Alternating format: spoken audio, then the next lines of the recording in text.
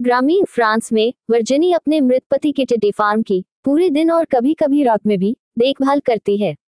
उसने इसमें सब कुछ लगा दिया है क्योंकि यह उसकी आजीविका का एकमात्र स्रोत है और उसे अपने 2 बच्चों लॉरा और गैस्टन को खाना खिलाना है। टिड्डियों की खेती प्रोटीन के लिए की जाती है, लेकिन हाल ही में वर्जिनी के व्यवसाय में गिरावट देखी जा रही है क्योंकि टिड्डियां बड़ी संख्या में प्रजनन नहीं कर पाती हैं और उनमें से कई जल्दी ही मर जाती हैं। वर्जिनी अक्सर टिड्डी किसान मंच में मदद मांगती है, लेकिन किसी भी सुझाव का कोई महत्वपूर्ण परिणाम नहीं निकला है।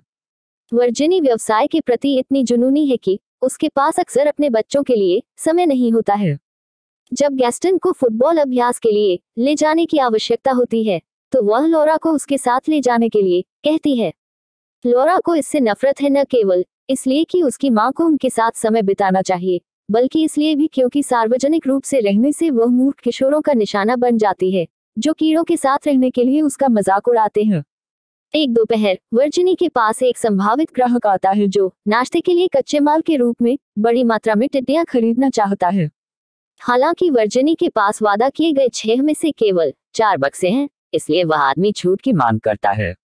वर्जिनी के लिए ऐसी कीमत असंभव है क्योंकि वह पहले से ही टिड्डियों को अविश्वसनीय रूप से सस्ते में बेच रही है, इसलिए उसने उसे ठुकरा दिया। इसके बाद वर्जिनी टिड्डियों को खिलाने के लिए ताजी घास खोजने के लिए लॉरा को अपने साथ ले जाती है। लॉरा ग्राहक के बारे में पूछती है और यह सुनकर बहुत दुखी होती है कि परिवार के पास फिर से पैसे की कमी हो गई है, जिससे टिड्डी फार्म के प्रति उसकी नफरत बढ़ने लगी है। बाद में वर्जिनी बहुत सोचती है और अंततः अपने दोस्त करीम को बुलाती है, जो शराब की खेती का काम करता है, उससे पैसे उधार लेने के लिए।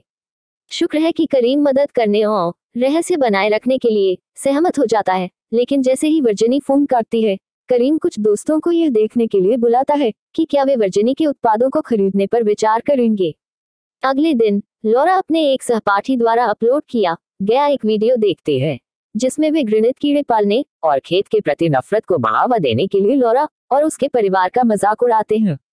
इस बीच गैस्टन एक टेरारियम में अपनी खुद की कुछ टिड्डियां पाल रहा है। जब वह गलती से अपनी उंगली को घायल कर लेता है, तो उसका एक टिड्डी घाव पर बैठ जाता है और उसे खाता है।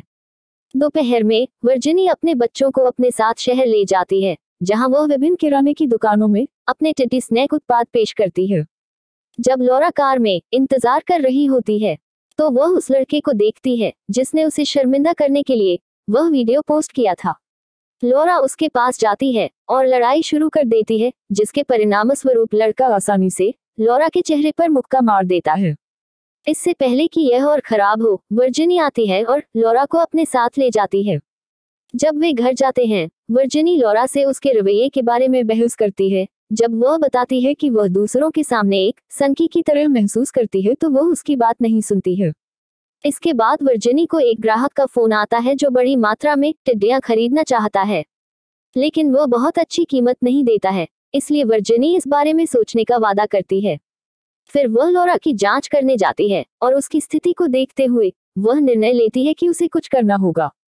वह अपनी बेटी से कहती है कि वह अभी बुलाए गए ग्राहक को सब कुछ बेच देगी ताकि वे बाहर जा सके और एक नया जीवन शुरू कर सके, जिससे लॉरा बहुत खुश है।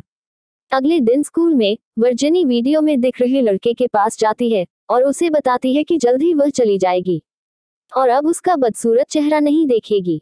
कुछ क्षण बाद ग्राहक सौदा पूरा करने के लिए खेत में आता है, लेकिन वह बेहद निराश हो जाता है जब वह देखता है कि वर्जिनी की टिड्डियां बहुत पतली हैं और कीमत को वास्तव में कम संख्या में कम कर देती है।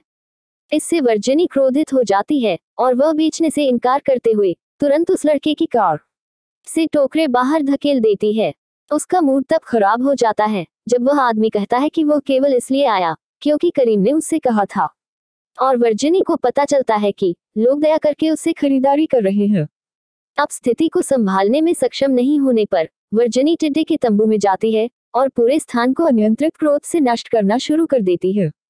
अचानक वह फिसल कर गिर पड़ी, जिससे उसे चोट लगी और वह बेहोश हो गई। जब वह अंततः जागती है तो वह यह देखकर घबरा जाती है कि टिड्डियां उसके घाव से खून खा रही हैं और जल्दी से भाग जाती हैं। कुछ क्षण बाद पड़ोसी अपने कुत्ते को लेने आता है, जो अक्सर इधर उधर घूमना पसंद करता है। इस बीच वर्जिनी करीम से मिलती है और उससे कहती है कि वह उसकी दया नहीं चाहती। जब वह उसकी बाह पर लगे घाव के बारे में पूछता है तो वह इसके बारे में झूठ बोलती है और चली जाती है। जब वह खेत में लौटती है, वर्जिनी टिड्डियों की अपरंपरागत तेज आवाज सुनती है। वह उन पर जांच करने जाती है और उसे पता चलता है कि टिड्डियां अधिक ऊर्जावान हो गई हैं, जो वर्जिनी को कारण के बारे में सोचने पर मजबूर कर देती है। अगली सुबह टिड्डियों का शोर बहुत तेज रहा और वह यह सोचने से खुद को रोक नहीं पाई कि क्या वे ऐसा व्यवहार इसलिए कर रहे हैं क्योंकि उन्होंने खून का स्वाद चखा है। वर्जिनी ने अपनी बाह पर लगी पट्टी को हटाकर और उसे पिंजरे में डालकर अपने सिद्धांत का परीक्षण किया, जहां टिड्डियां तुरंत उसके घाव को खाने के लिए झुंड में आना शुरू कर देती है। जहां टिड्डियां तुरंत उसके घाव पर खाने के लिए मंडराने लगती हैं। वर्जिनी विज्ञान की खातिर दर्द सहती है और बाद में वह अपने घाव से सभी टिड्डियों के हिस्सों को हटाने के लिए बाथरूम में छिप जाती है। उस रात गैस्टन भी घर के अंदर से टिड्डियों की आवाज कितनी जोर से सुन रहा था।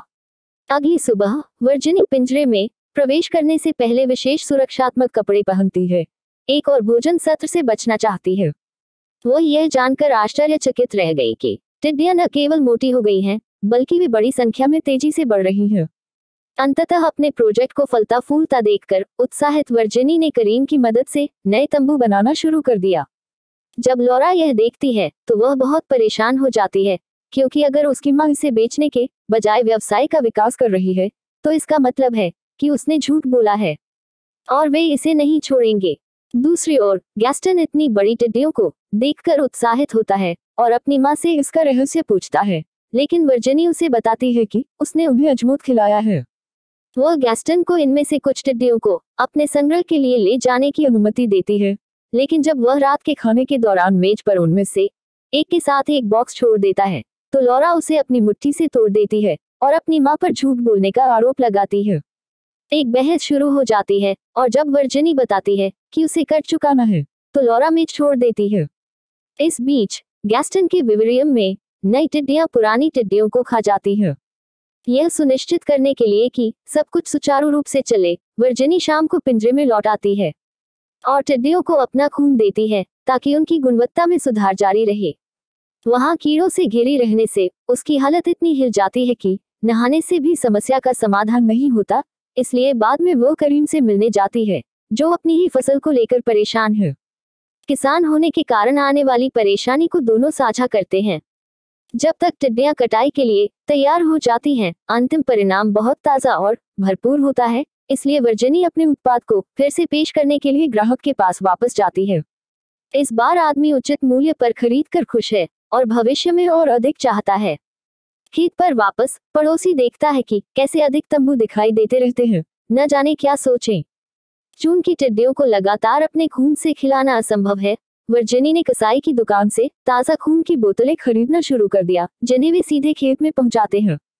वह रक्त को जेली के आटे के साथ मिलाती है ताकि रक्त ठोस थक्कों में बदल जाए और फिर वह पिंजरों के चारों ओर घूमती है और टिड्डियों के खाने के लिए प्रत्येक पिंजरे में एक थक्का छोड़ देती है। टिड्डियां इतनी तेजी से बढ़ती हैं कि शोर असहनीय हो जाता है और लॉरा को कीड़ों की आवाज बंद करने के लिए अपने हेडफोन में अविश्वसनीय रूप से तेज संगीत बजाना पड़ता है। वह व्यवसाय में अपनी मां की मदद करना जारी रखती है, लेकिन उसने यह भी देखा कि वर्जिनी हर रात तंबू में प्रवेश करती है और यह बढ़ता जुनून उसे चिंतित करने लगा है। एक दोपहर लॉरा का एक दोस्त उससे मिलने आता है, लेकिन जब उसे आश्चर्य होता है कि क्या वह दूर नहीं जा रही है, तो लॉरा को ऐसा लगता है जैसे वह घाव पर नमक छिड़क रहा है। गुस्से से अभिभूत और लगातार टिड्डियों के शोर से बेहद परेशान होकर लॉरा अंततः झपकी लेती है। वह तंबू में से एक में भागती है और कुछ पिंजरों को तोड़कर और तंबू की एक दीवार को काटकर अपनी निराशा व्यक्त करती है। फिर वह और उसकी सहेली बिना बात किए घर लौट आती हैं। इस बीच गैस्टन अपने पालतू बकरी के साथ ट्रक का इंतजार कर रहा है और खिड़की पर कुछ टिड्डियों को देखकर आश्चर्यचकित हो जाता है। अचानक टिड्डियों का एक बड़ा झुंड तंबू से बाहर निकलता है और उसकी ओर दौड़ता है। वह तुरंत सीट के नीचे छिप जाता है और जैसे ही ट्रक हिलता है वह अपनी बकरी का नाम चिल्लाता है, जबकि पट्टा छूट जाता है। जल्द ही टिड्डियां चली गईं और गैस्टन बाहर आया और पाया कि उसकी बकरी गायब हो गई है। उस समय वर्जिनी शहर की यात्रा से वापस आती है और गैस्टन तेजी से उसके पास दौड़ता है और जोर जोर से रोने लगता है क्योंकि उसकी बकरी गायब हो गई है। तंबू की जांच करने और बच्चों को अंदर रहने के लिए कहने के बाद वर्जिनी जांच करने के लिए बाहर जाती है, लेकिन पता चलता है कि बकरी मर गई है और टिड्डियां उसे खा रही हैं। वह शव को एक सुरक्षित स्थान पर ले जाती है और फिर घर लौट आती है, लेकिन वह गैस्टन को बताती है कि उसे कुछ भी नहीं मिला। जबकि गैस्टन अपने कमरे में रोता है, वर्जिनी लोरा को उसके व्यवहार के लिए डांटती है, उसे जबरदस्ती अपने कमरे में खींच लेती है। इसके बाद वर्जिनी बकरी की तलाश के लिए गैस्टन को ट्रक में ले जाकर झूठ जारी रखती है। अपने बच्चों के साथ अपने रिश्ते को सुधारने के लिए बेताब वर्जिनी उन्हें समुद्र तट पर ले जाने का फैसला करती है और वे साथ में कुछ मजा करते हैं। गैस्टन को उसकी बकरी के खोने के डेस्क से विचलित करने के लिए वह उसे फुटबॉल शिविर में जाने की अनुमति देती है। चिलचिलाती धूप में भी वर्जिनी अपने बच्चों के साथ तैरती नहीं है और टिड्डियों को खाना खिलाने से लगे घावों को छिपाने के लिए अपने कपड़े पहनती है, लेकिन लोरा अभी भी नोटिस करती है। जब वे घर लौटते हैं, करीम एक स्कूटर के साथ इंतजार कर रहा है, जो लोरा के लिए वर्जिनी का उपहार है। बाद में करीम और वर्जिनी ने कुछ शराब साझा की और रचुंबन शुरू कर दिया, लेकिन जब करीम ने अपनी शर्ट ऊपर उठाने की कोशिश की तो वर्जिनी घबरा गई और उसे जाने के लिए कहा। कुछ दिनों बाद वर्जिनी अधिक ताज़ा खून पाने के लिए कसाई की दुकान से संपर्क करती है, लेकिन उन्हें पता चला कि उसके पास लाइसेंस नहीं है और वे अब उसे नहीं बेचेंगे। इसके बाद वह एक गाय फार्म की कोशिश करती है, लेकिन उनके पास प्रतीक्षा सूची होती है और वह इतना लंबा इंतजार नहीं कर सकती। हालांकि यह उसे खेत का और अधिक विस्तार करने से नहीं रोकता है, और ऐसा करने के लिए वह गैस्टन के पसंदीदा पेड़ को लगभग काट देती है, लेकिन उसका बेटा उसे ऐसा करने से रोकता है। कोई रक्त आपूर्तिकर्ता नहीं होने के कारण वर्जिनी टिड्डियों के लिए अपना रक्त प्राप्त करने के लिए ट्रांसफ्यूजन उपकरण का उपयोग करना शुरू कर देती है, जिससे वह कमजोर हो जाती है। अगले दिन करीम उससे मिलने आता है, फिर भी वर्जिनी उसके साथ अभद्र व्यवहार करती है, क्योंकि उसे पकड़े जाने का डर है। इसलिए वह उससे कहती है कि पहले बुलाए बिना न आए। बाद में शाम को वर्जिनी ने पड़ोसी के कुत्ते को अपने खेत में घूमते हुए पाया। अपनी फसल को प्रचुर मात्रा में रखने के लिए बेताब उसने कुत्तों को टिड्डियों को खिलाने का फैसला किया। घर में टिड्डियां इस हद तक बढ़ने लगती हैं कि वे सिंक से बाहर आ रही हैं और मछली घर में बाढ़ ला रही हैं, लेकिन यह गैस्टन के लिए एक डहस्वप्न बन गया है। अगली सुबह वर्जिनी को कुत्ते द्वारा छोड़े गए सभी खून के दागों को जल्दी से साफ करना होगा, क्योंकि अधिक ग्राहक बड़ी मात्रा में टिड्डियां खरीदने आ रहे हैं जिन्हें वह अब ढक सकती है। बाद में आधी रात में लोरा एक पड़ोसी के खेत के जानवर को मारने जाती है और उसे टिड्डियों को खिलाने के लिए ले आती है। अगले दिन वर्जिनी इतनी कमजोर हो गई कि वह बिस्तर नहीं छोड़ रही थी, इसलिए लोरा को ही गैस्टन को शिविर में छोड़ना होगा। जब वह वापस आती है तो वह अपनी मां की तलाश करती है और फर्श पर खून से सने हुए बहुत सारे कपड़े देखकर चौंक जाती है। चिंतित और भ्रमित लोरा खेत की ओर भागती है और एक परेशान करने वाले दृश्य का सामना करती है। वर्जिनी ने केवल अंडरवियर पहना हुआ है और टिड्डियों को अपने शरीर को ढकने दे रही है, जबकि वह दर्द में रो रही है। भयभीत लोरा तुरंत घर वापस भागती है, खुद को बाथरूम में बंद कर लेती है और अपनी मां द्वारा उसका नाम पुकारे जाने पर ध्यान नहीं देती है, जबकि वह करीम को संदेश भेजती है और उसे तुरंत आने के लिए कहती है। जब तक करीम आता है, वर्जिनी ऐसे काम कर रही होती है जैसे कुछ हुआ ही नहीं। करीम पूछने की कोशिश करता है कि वह कैसी है, लेकिन वर्जिनी अस्पष्ट उत्तर देती है और उससे बचने की कोशिश करती है। हालांकि वह बहुत कमजोर महसूस कर रही है और मुश्किल से चल पा रही है, लगभग बेहोशी की कगार पर है। गिरने से ठीक पहले करीम ने उसे पकड़ लिया और वर्जिनी और लोरा को एक साथ डिनर करने और फिल्म देखने के लिए अपने घर ले जाने का फैसला किया। जब लोरा रसोई में अकेली रो रही होती है तो करीम उससे पूछने जाता है कि क्या हो रहा है, और वह उसे पिंजरों की जांच करने के लिए कहती है, लेकिन इससे पहले कि वह और अधिक समझा सके, वर्जिनी उन्हें बीच में रोकती है और लोरा पर हस्तक्षेप करने का आरोप लगाती है। करीम ने उससे लड़की के साथ बेहतर व्यवहार करने के लिए कहा, लेकिन वर्जिनी ने जाने का फैसला किया। इसी बीच पड़ोसी अपने कुत्ते को ढूंढते हुए खेत में आता है।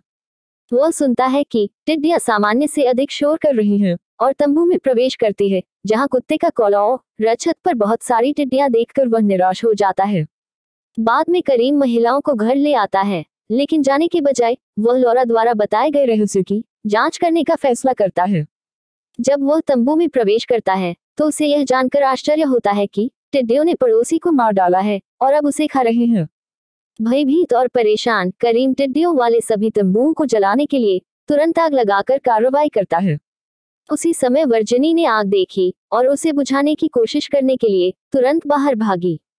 करीम उसे रोकने की कोशिश करता है, लेकिन वर्जिनी उसे दूर धकेल देती है क्योंकि एक विशाल टिड्डी झुंड तंबू छोड़कर उसके पीछे आ जाता है।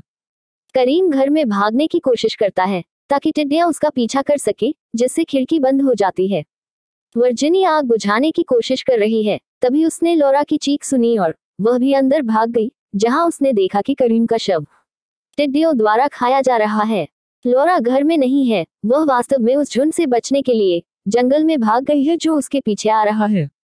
अंततः वह झील तक पहुंचती है और खुद को बचाने के लिए एक उल्टी हुई नाव का उपयोग करते हुए पानी में प्रवेश करती है। हालांकि टिड्डियों का झुंड तुरंत नाव को कवर कर लेता है और लॉरा को डुबाने के लिए उसे झील में धकेलना शुरू कर देता है। उसी समय वर्जिनी आती है और वह अपनी बेटी को बचाने के लिए इतनी बेताब होती है कि टिड्डियों को लुभाने के लिए उसने अपना चेहरा अपने खून से ढक लिया। उसकी योजना काम करती है और जल्द ही टिड्डियां खाने के लिए उसके शरीर को ढक देती है। जब लॉरा को अपने ऊपर टिड्डियों की आवाज सुनाई देना बंद हो जाती है, तो वह नाव के नीचे से तैरकर बाहर आती है और देखती है कि उसकी मां पर टिड्डियों द्वारा हमला किया जा रहा है, जो तब तक नहीं जाती जब तक कि वर्जिनी पानी में डूब न जाए। जैसे ही कीड़े उड़ जाते हैं, लॉरा अपनी घायल मां को अपनी बाहों में लेने के लिए उसकी ओर तैरती है। महिलाएं एक दूसरे को गले लगाती हैं और क्षितिज पर सूरज उगते ही झुंड को बिखरते हुए देखती है। अगर आप इस तरह की समझाई गई फिल्म देखना चाहते हैं तो कृपया हमारे चैनल को सब्सक्राइब करें और बेल आइकन पर क्लिक करके नोटिफिकेशन चालू रखें।